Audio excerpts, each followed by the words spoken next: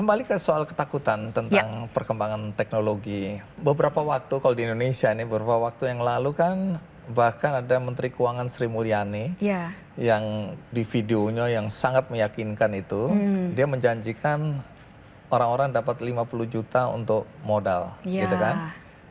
Jadi bagi orang-orang dengan pendidikan yang baik ya dan juga menggunakan kemampuan akal budinya, tahu bahwa itu hoax, itu bohong. Palsu, dan itu adalah permainan dari AI. Tapi berapa banyak orang yang percaya di daerah-daerah terutama. Artinya kan ini juga akan menimbulkan kekacauan di masa depan. Kalau itu semakin sempurna, semakin mudah dimanfaatkan. Jadi kalau sampai di sini ketakutannya bagaimana nih? Itu sangat perlu ditakuti. Dan itulah yang menurut saya adalah bagian dari yang saya katakan literasi artificial intelligence. Sampai saat ini menurut saya kebanyakan kalau kita berbicara tentang literasi artificial intelligence, itu kita selalu berbicara kita itu cukup kenal dengan artificial intelligence. Tetapi banyaknya itu saya rasa kita kenal, kita pernah dengar atau kita menggunakan. Tapi kita tidak tahu pertama batas dari artificial intelligence. Kekurangan artificial intelligence. Dan yang paling penting sekali kita juga tidak tahu apa yang bisa dipecahkan oleh artificial intelligence, masalah apa yang bisa dipecahkan oleh artificial intelligence, dan masalah apa yang tidak bisa dipecahkan oleh artificial intelligence. Jadi sebenarnya kalau saya boleh usul Bang Andi, perlu juga di media itu selalu kebanyakan tentang begitu hebatnya artificial intelligence. Tapi sebenarnya kekurangan artificial intelligence itu juga banyak Bang Andi. Dan kalau itu lebih banyak dipublikasikan, mungkin kita lebih bisa mengedukasikan masyarakat kita. Artificial intelligence itu ada banyak batasannya. Satu, hoax itu ya. Jadi kalau kita bisa lebih banyak lagi membilang ini loh ternyata banyak hoax, itu akan mendukung. Jadi lebih waspada. Orang jadi lebih waspada. Satu lagi kalau saya boleh angkat, ini adalah suatu masalah yang sangat penting. Apa itu sebenarnya artificial intelligence? Saya baru baca, saya lupa statistik dari mana, sekitar 78 orang Indonesia waktu disurvei apakah kalian mengerti tentang artificial intelligence? Ya, saya sangat tahu artificial intelligence. Tetapi terus terang saja saya rasa tahunya itu karena sering mendengar kata-kata artificial intelligence. Tapi kalau ditanya apa itu sebenarnya artificial intelligence? Mungkin kita semua belum terlalu yakin. Kalau saya boleh cerita secara gampangannya ya.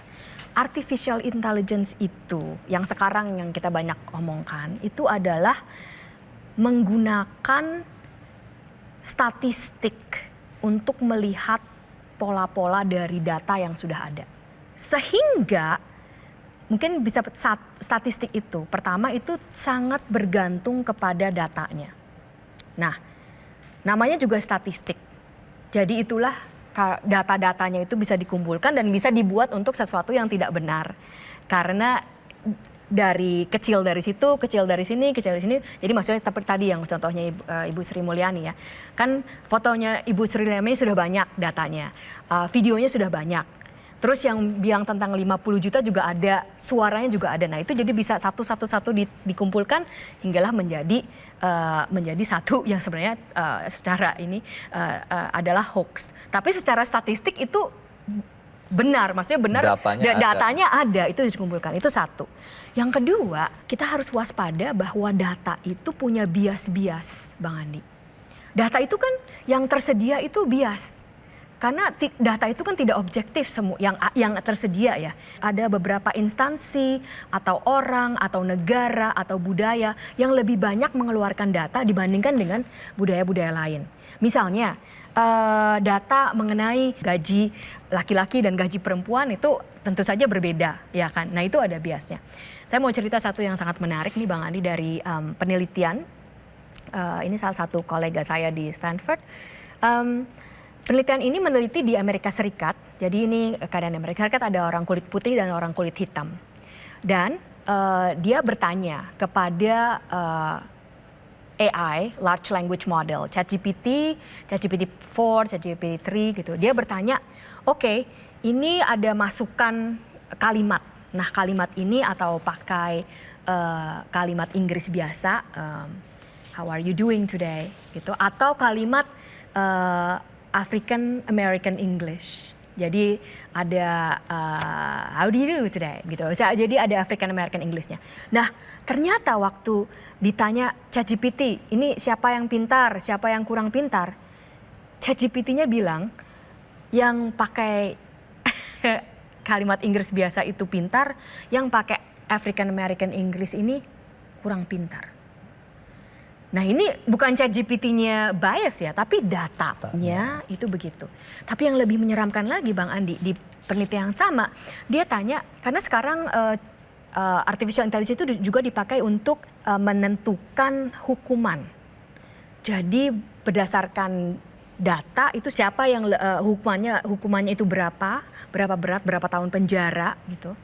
Nah, waktu di penelitian itu dia menanyakan, ini masukan dari yang pakai Inggris biasa, yang satu masukan pakai African American English.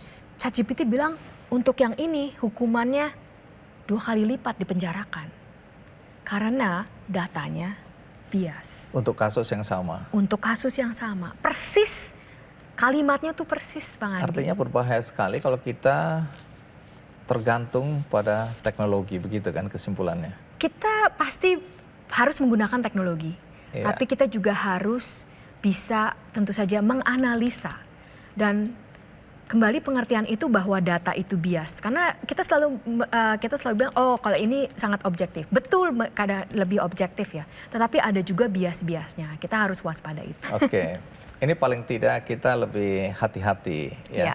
Tapi kalau ancaman pengangguran, ini kan sudah terbukti juga banyak pekerjaan yang hilang. Walaupun ada yang bilang ada juga pekerjaan yang nambah gitu lah. Tapi yang kurang-kurang ini kan cepat sekali ya. Kita lihat sejumlah pekerjaan hilang dan pengangguran dikhawatirkan akan meningkat. Soal ini bagaimana jawaban Anda ya? Yang Bang Andi sudah lihat apa, terutama di bidang apa yang lebih? Dari mulai kasir, data analis, terus jurnalis sudah mulai kehilangan pekerjaan karena kemampuan. Nah, saya ini kan hobinya menulis. Jadi kalau saya mau menulis apa-apa saya cek dengan ini, bagusan dia bikinnya.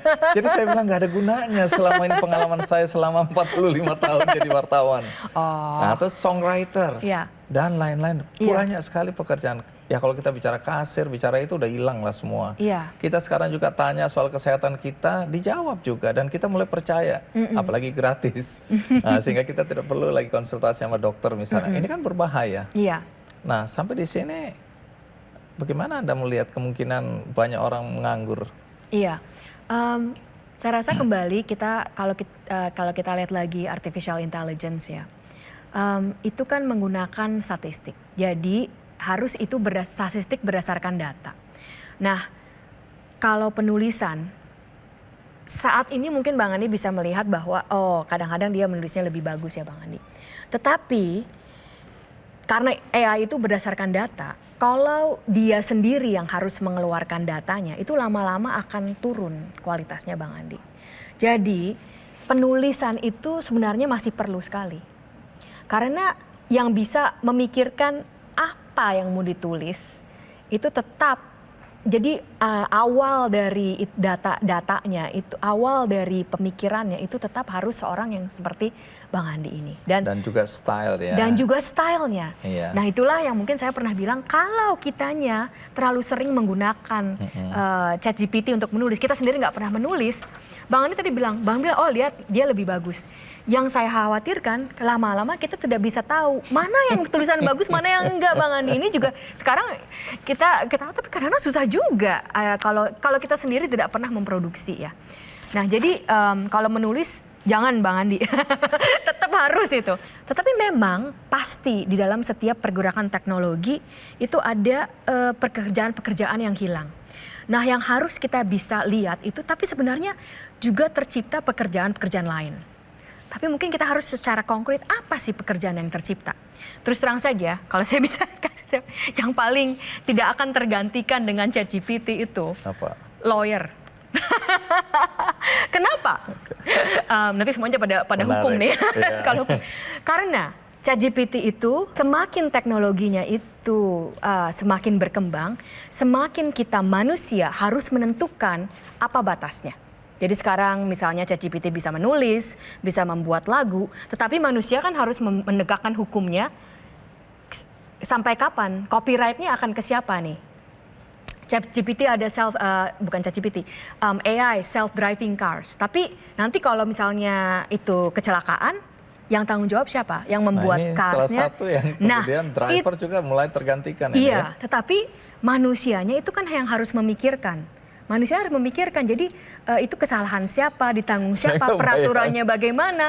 Jadi sebenarnya, policy maker juga nggak akan kehilangan pekerjaan nih kayaknya begitu. Saya nggak bayangin penumpangnya harus tanggung jawab. Dia kan naik ke taksi nggak ada supirnya, tabrakan, ya kamu yang naik ke situ, kamu yang harus tanggung jawab. Oke, menarik ya. Ini banyak hal sebenarnya yang menjadi pertanyaan yang hari ini belum bisa dijawab ya. Tapi kecenderungan-kecenderungan kan kita sudah bisa lihat. Ya, saya cukup emosional kalau saya mendengar IQ orang Indonesia itu 80. Saya dengernya aja juga emosi. Iya, karena nggak ada gunanya Bang Andi.